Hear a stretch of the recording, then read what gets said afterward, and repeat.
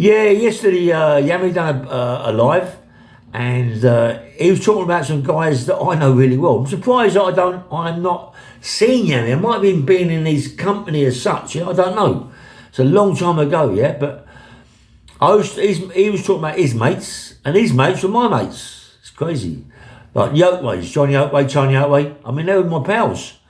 I've known them for years. And Dave Ewing, me and Dave was toured up in the scrubs years ago.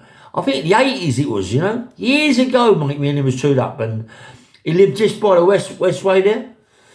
And his dad was a bit of a gangster. His dad's been away a bit. His dad was a bit of a bad man, you know what I mean? But I mean, then Dave got shot coming out of. I think he was in a DCAT. I forget the name of the DCAT in Ham. By Ham Common. There was a prison there. I think he was in there. They released, come out, gone home at Hammersmith Bridge. The old boy see him and shot him, yeah?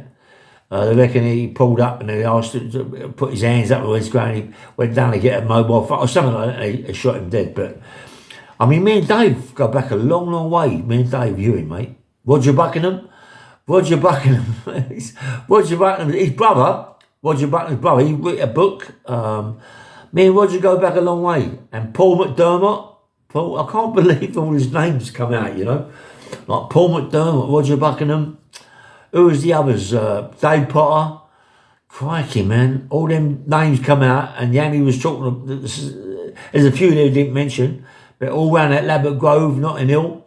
I mean, my mate Alec Jones, he was the governor around there, Alex, without a shadow of a doubt. He was the boss around that area. I mean, the bully, John Yanlon. He didn't mention John, but I'm surprised he didn't, because John was the boss at that time.